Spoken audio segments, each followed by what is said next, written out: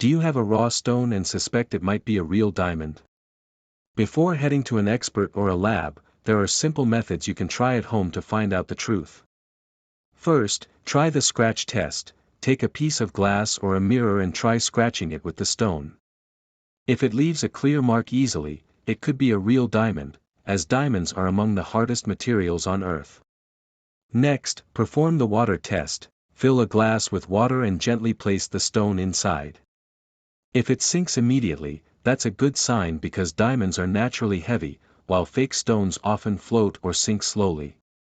Then, try the fog test. Breathe on the stone as you would on a mirror. If the fog disappears instantly, it's a sign it retains heat quickly like a real diamond. If it lingers for a few seconds, it might not be genuine. Finally, do the light test. Place the stone under a strong light. A real diamond reflects bright, sparkling colors, while a fake one looks dull or grayish.